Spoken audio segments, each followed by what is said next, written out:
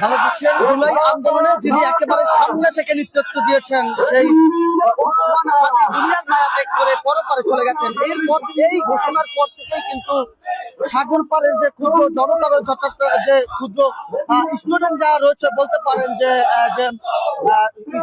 Student alliance নামে যে ছাত্র সংগঠনটি রয়েছে, তারা একত্রিত হয়ে এই মুহূর্তে সাগর পাড়ের একেবারে কোল থেকে শুরু করে কুয়াকাটার বিভিন্ন সড়ক থেকে তারা বিক্ষোভ মিছিল নিয়ে তারা রাজপথে নেমেছে।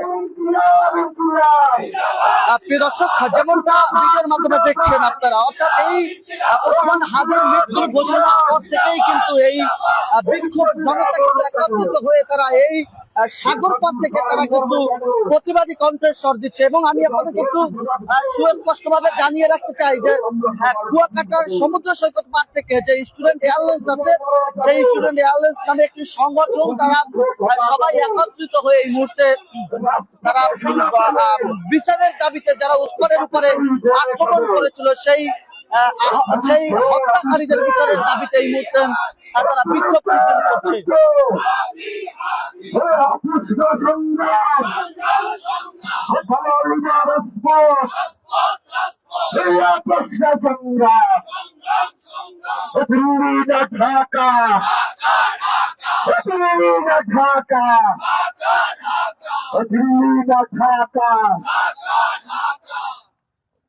Action to action!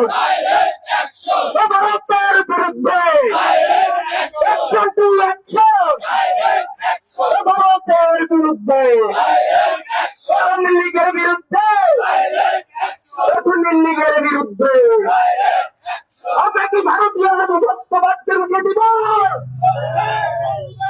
আমরা কি আওয়ামী লীগের আধিপত্যবাদকে রুখে দিব? আমরা লিখতে আমরা কি লিখতে জায়গা দিব?